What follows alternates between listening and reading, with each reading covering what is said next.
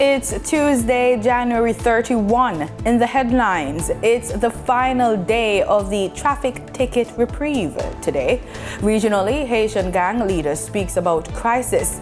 Internationally, UK Prime Minister fires ruling chairman. And in sports, 4 under-19 women called up to senior team.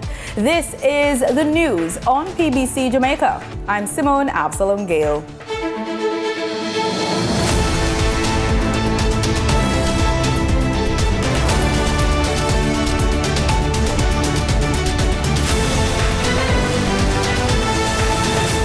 The Court Administration Division says it will be working to accommodate more people at the traffic courts today, January 31, the final day of the reprieve for outstanding traffic tickets. Director of Client Services, Communication and Information at the Court Administration Division, Kadish Fletcher, says additional staff and accommodations will be provided in an effort to process people more quickly. But he cautioned that even with these additional arrangements, the process could still take some time since the CAD cannot predict the number of people who will turn up. Motorists have been lining up at various traffic courts to avoid harsher penalties that will accompany the new Road Traffic Act and regulations set to take effect on February 1. Constrained by the capacity of the court, expanded, as I explained earlier, by the addition of staff and the addition of court hours by holding night court Monday to 5 days a week. Night court has been running 5 days a week since December 5th, and Saturdays in Kingston, Youngsters in the parish of Portland who are victims of crimes and other abuse now have a child-friendly center where they can get counseling and other support services.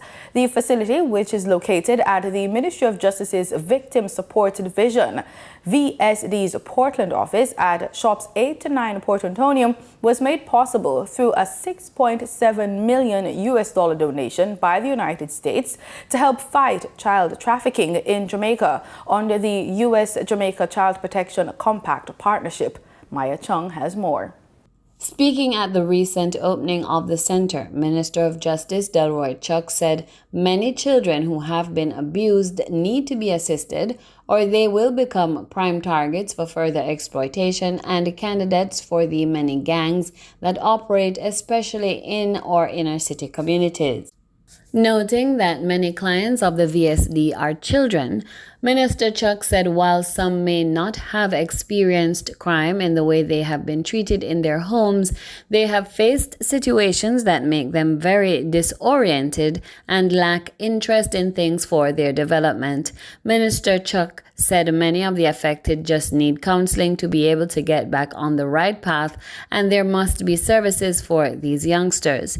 He added that this is why in every parish there is a victim service office.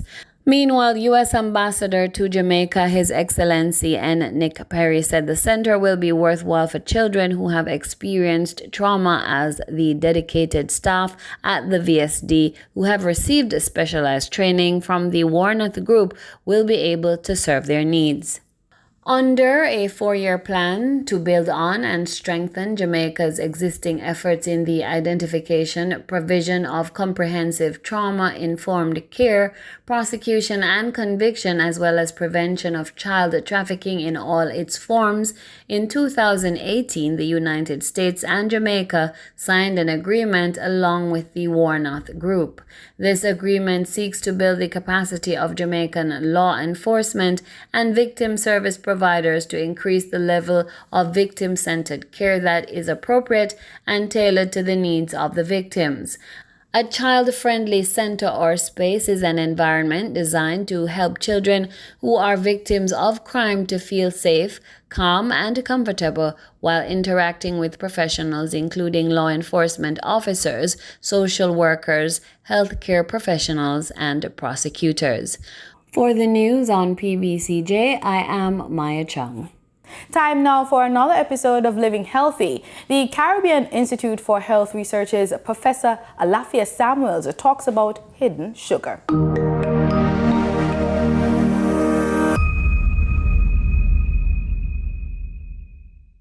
Professor Samuels is inviting you to be a sugar sleuth. Before buying a product, one should read the label and look out for added sugar, and it won't always be called sugar. It's often described as evaporated cane juice, fruit juice concentrate, brown rice syrup, malt syrup, corn syrup, date syrup, barley malt, or galactose or glucose. Hidden sugar is a term that is used when they are talking about foods. And sugar comes disguised with many different names.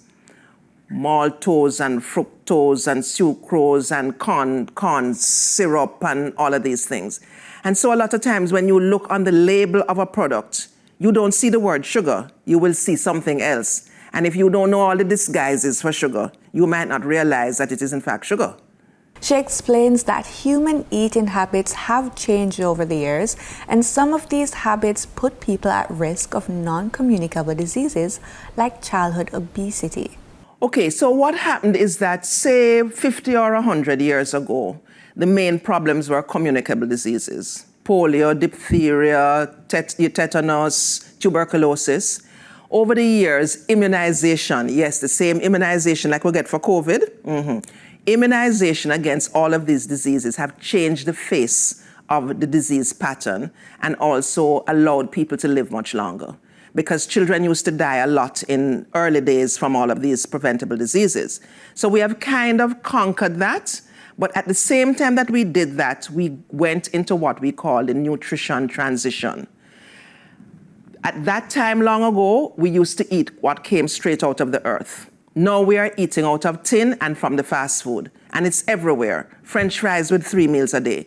That change in the diet culture is what is causing our steep increase in the risk factors, especially obesity, and also in the actual diseases too, especially in children. Childhood obesity is a problem. It is a serious medical condition that affects children and adolescents. It's particularly troubling because the extra pounds often start children on the path to health problems such as diabetes, high blood pressure, and high cholesterol. Child obesity can also lead to poor self-esteem and depression. So what can parents do about it? Again, I want to go back to the drinks. Give your children water to drink. That is one of the most important things that we can start with, and it's doable. It's doable, you know what I'm saying? Because that sugar in the drink is very dangerous. Because when sugar just gets it in a liquid into your stomach, it's absorbed immediately, and you get a sugar spike, and then the insulin comes and then you get a sugar crash. So the sugar goes down below the normal level, and then you want another soda to bring the sugar back up. So we need to get out of that sweet drink thing.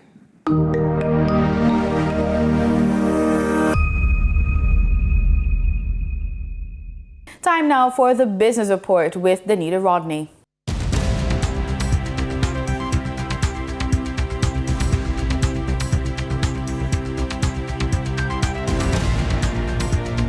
Minister of Finance Dr. Nigel Clark has announced that one feature of the Financial Services Commission in its new role to deal with market conduct and consumer protection in the financial sector will be charging financial institutions for violating certain standards. The move is said to be part of separating market conduct and consumer protection functions from the regulation of the financial sector, with the Bank of Jamaica becoming a super regulator of all financial institutions, and aims to create a body for consumers who complain about issues in the banking sector. Now for your market updates. In foreign exchange trading for Monday, January 30, the US dollar sold for an average of $154.57. The Canadian dollar ended trading at $116. The pound sterling traded for $190.07, and the euro sold for $169.36. In JSE trading, the JSE index advanced by 345 points. The junior market index advanced by 29 points. The combined market index advanced by 592 points. and the All Jamaican Composite Index advanced by 1,098 points. Overall market activity resulted from trading in 114 stocks, of which 57 advanced, 42 declined, and 15 traded firm. Stocks advanced for 138 Student Living Jamaica Limited, AMG Packaging and Paper Company Limited, and Berger Paints Jamaica Limited. Stocks declined for Access Financial Services Limited, Barita Investments Limited, and Blue Power Group Limited. Trading firm were 138 Student Living Jamaica Limited Variable Preference, CAC 2009.5% Cumulative Redeemable Preference Shares, and Dollar Financial Services Limited.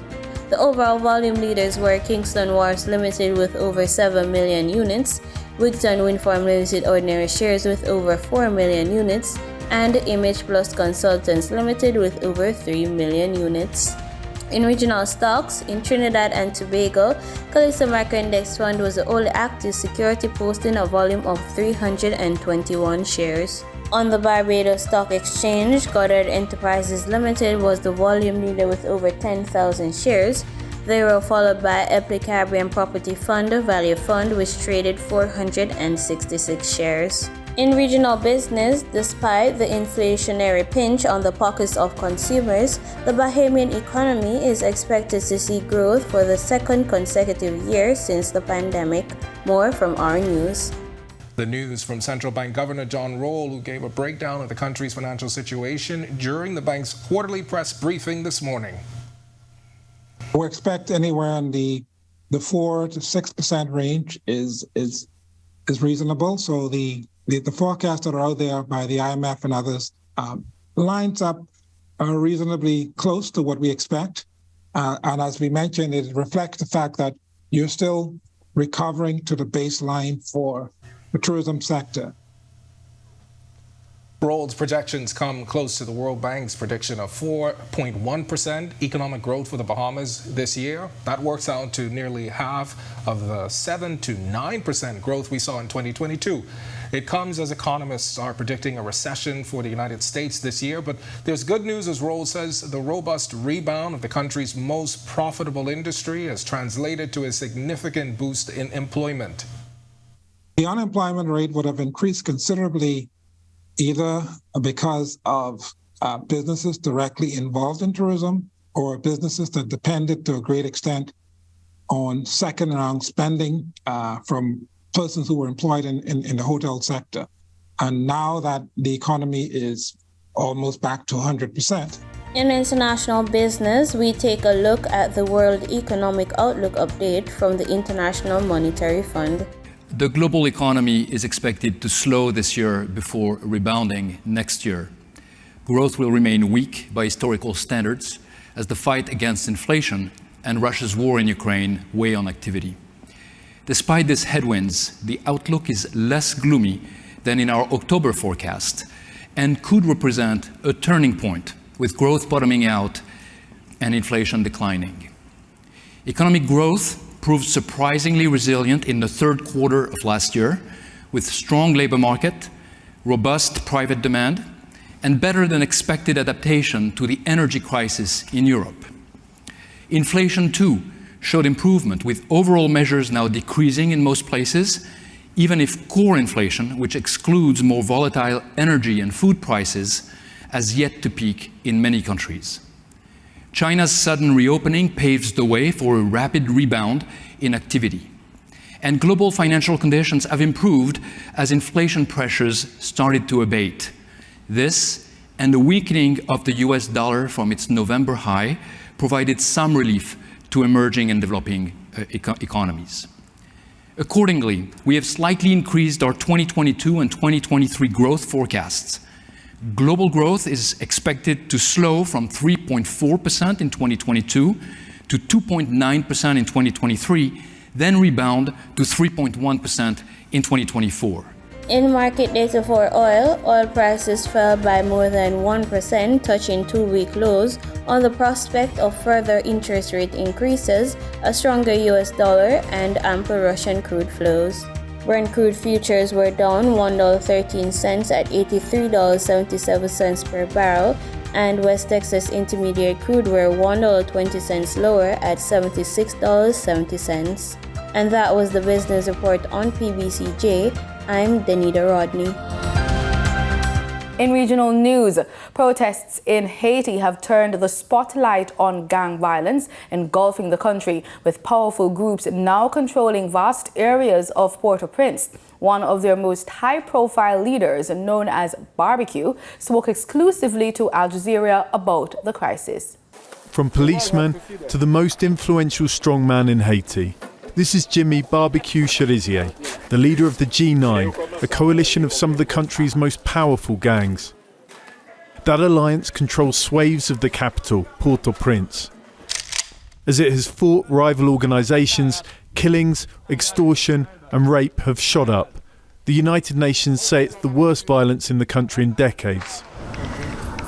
But in his first interview with international press in more than a year, Cherizier argues the gangs aren't at the root of Haiti's problems. Everyone sees only people with guns doing violence, but they don't see the corruption in the country.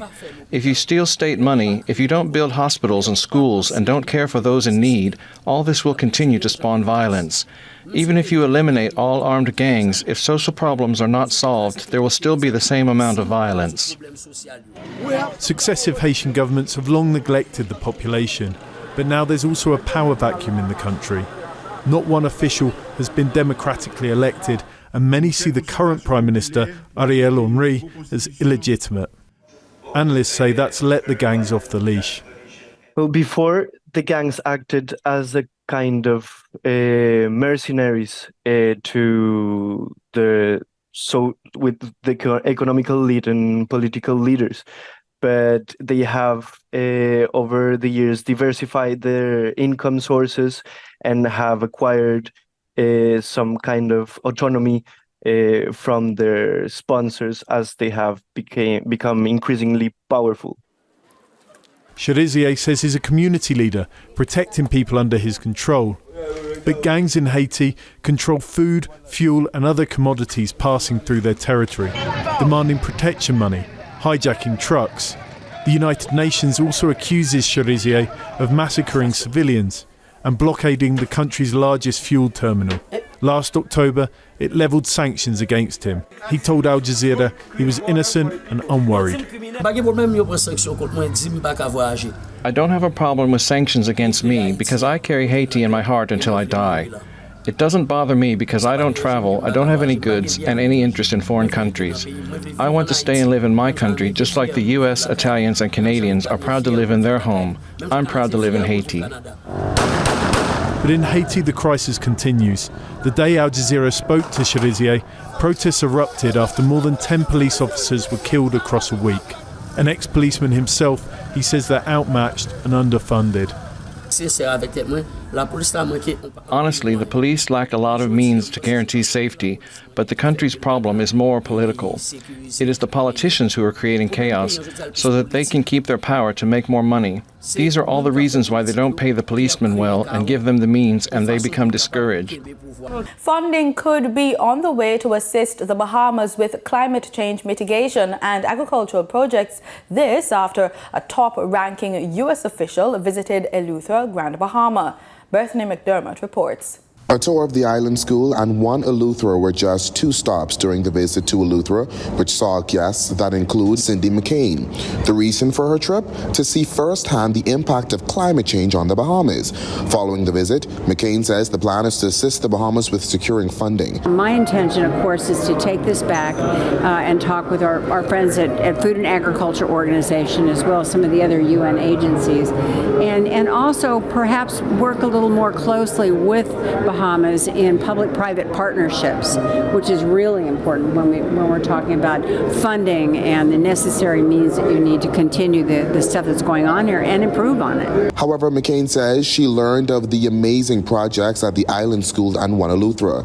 She also commended agriculture programs at the facilities. As the Bahamas is one of the countries most impacted by climate change, Agriculture Minister Clay Sweeting stressed the importance of finding ways to be climate smart. Sweeting also says, in addition addition to funding, forging relationships is also key. One of the issues for the Bahamas is that we don't qualify a lot of the times because of our GDP. So these are things that we've spoken about.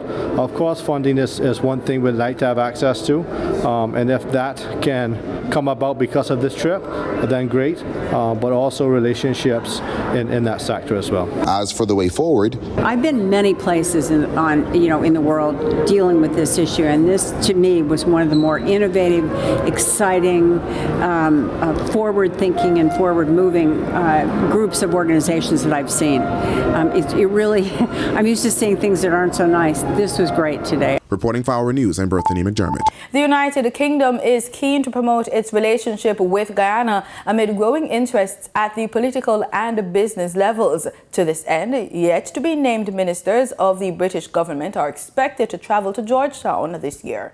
More from Newsroom Guyana. Well, it's really important for us we've got a really great relationship, I think, with Guyana, but we really always want to work on it. We don't want to rest on our laurels. So we've had some really great successes that I think are really good for people here. So we removed the visa regime, which I think is very, very positive, especially for the Guyanese people who've got family in the UK to be able to visit. And then we're really looking forward to the direct BA flight that's going to start in March. I think it's going to make a real difference. Definitely my colleagues in the High Commission are super excited about that. And I think for our interactions and for development of bilateral trade and connections and so on, that's going to be really important. But we really want to do more and promote that and promote the relationship and those connections. So we're planning for some ministerial visits here this year, so we're hoping that those will be able to go ahead. So I wanted to talk a bit about that with interlocutors here, with the government and so on, to make sure that we've got some good plans going for that. And then really learn a bit more about the opportunities and so on, so that we can be promoting bilateral trade and investment. We're waiting to see for confirmation, but definitely our ministers are really interested in Guyana and the opportunities here for our relationship. So really, it's a really exciting time, I think, in Guyana. You've got this amazing economic growth at the moment, which creates so many opportunities, but also lots of challenges as well. That's really driving some interest. So we're hoping to capitalise on that this year. In Barbados, Prime Minister Mia Mottley is hoping to establish a fund before demitting office to enable local students to have the opportunity to spend a brief period abroad at a regional school. Rhiannon Phillips reports. Prime Minister Mia Mottley shared her vision of the fund during a student-led education summit at Harrison College as she responded to this question. With the exchange happening between the Caribbean of Jamaica and the Harazonians of Barbados, what are your thoughts on this exchange and what do you plan to do to support this initiative? Not only to happen between schools in Barbados, but the schools of across the region. My greatest wish as Prime Minister, and the others have heard me say over and over, is to have a fund of money that will allow every child over the age of 16 to at least be able to spend a semester elsewhere in the region or a summer, whether it is Suriname, Guyana, Jamaica, St. Lucia, St. Vincent, Dominica, because it is critical that we get outside of our national boundaries in order to understand context and perspective and to remove xenophobia. The interactive session lasted for well over an hour and was attended by sixth form students from Jamaica's Campion College, currently on an exchange program with Harrison College, and representatives from at least 6 other local sixth form schools. Many of them took the opportunity to quiz the island's first female Prime Minister on a range of areas. What are your thoughts on the effectiveness of CARICOM? CARICOM is actually more effective, particularly in engaging regionally and internationally than we're given credit for. And where CARICOM perhaps needs to do more is in the context, as I said, of the movement of people and in the political integration. Because people assume that political integration is already there. It isn't. Political integration was with the Federation, not with this version of CARICOM. Ms. Motley also encouraged the students to get familiar with keywords, including speeches and songs from across the region, such as Bob Marley's Redemption Song and War. My spirit will not accept, Madam Principals, that Caribbean students do not understand the importance of these two songs. In international news, United Kingdom Prime Minister Rishi Sunak has fired the chair of his ruling Conservative Party following weeks of revelations about his tax affairs. Al Jazeera has the details. Sacked by the Prime Minister, but many are asking if he should have gone earlier. On Monday, Rishi Sunak ordered an investigation into allegations Conservative Party chairman Nadeem Zahawi paid $6 million, including a penalty, to settle a dispute with the tax authorities known as HMRC. Now he's written to Zahawi saying, following the completion of the independent advisor's investigation, the findings of which he has shared with us both, it is clear that there's been a serious breach of the ministerial code. The report criticises Zahawi for several failings. He didn't mention an HMRC investigation started in 2021 in his register of interests until last summer. That was after then Prime Minister Boris Johnson had made him Chancellor of the Exchequer. Last October, when Rishi Sunak appointed him party chair and Minister without portfolio, Zahawi failed to mention he'd paid a penalty. Following his sacking, many in the area Zahawi represents in Parliament were scathing. I think it brings shame on the town, shame on the country. And shame on the party that he represents. Well, I think it's obviously called for. If he's tried to brush things under the carpet and not declared certain things, then it's obviously deserved, isn't it? Speaking on Thursday, the Prime Minister insisted he acted as soon as any concerns were raised. Well, when I appointed Nadeem Zahawi to his current job, no issues were raised with me about that appointment. It's really important to say. But because Nadeem Zahawi himself put a statement into the public domain and there was other reporting, there are questions to answer, and that's why I asked the independent advisor to conduct an investigation to fully establish the facts. But the opposition Labour Party says it's not good enough. But I think it does speak to his weakness, that it's taken him so long to act. But this isn't just about Nadeem Zahawi. We had Suella Braverman, who also brought the ministerial code and then was appointed back into government as Home Secretary. A cross-party committee in Parliament concluded that reappointment set a dangerous precedent when it comes to how breaches of the ministerial code are dealt with. Now questions are being asked about how much Rishi Sunak knew of Nadeem Zahawi's investigation by the tax authorities and when. Still on the horizon, an investigation into numerous complaints of bullying by Deputy Prime Minister Dominic Raab. And a parliamentary inquiry into whether Boris Johnson misled the House of Commons over drinking sessions held during pandemic lockdowns, known as the Partygate scandal. The Prime Minister took office promising integrity and accountability. Those themes won't be disappearing for a while. Nadeem Barber, Al Jazeera, London. In sports, the Cricket West Indies selection panel has called up 4 of the West Indies under-19 rising stars who competed at the ICC Women's Under-19 World Cup at the West Indies women team. West Indies under-19 all-rounders Zaida James and Jennifer Joseph, wicketkeeper batter Trishan Holder, and fast bowler Janalia Glasgow have all been called up as injury cover for the final tri-series match against Indian women currently underway at Buffalo Park in East London. Stephanie Taylor, Chanel Henry, Shakira Selman and Shadeen Nation are currently going through return-to-play rehabilitation ahead of the ICC Women's T20 World Cup. Holder and Joseph made their West Indies senior debuts against England last December, while Glasgow and James were travelling reserves with the senior team last year. During the ICC Women's Under-19 World Cup, James struck 2 half-centuries and had a 4-wicket haul, while Joseph struck an unbeaten 44 not out in their Super Sixes match against England. Holder had a well-compiled 34 not out or 14 balls against Indonesia, and Glasgow was the spearhead of the bowling attack. Wayne Cunningham, TTT Sport. British track star Mo Farah says the 2023 London Marathon will likely be his last race.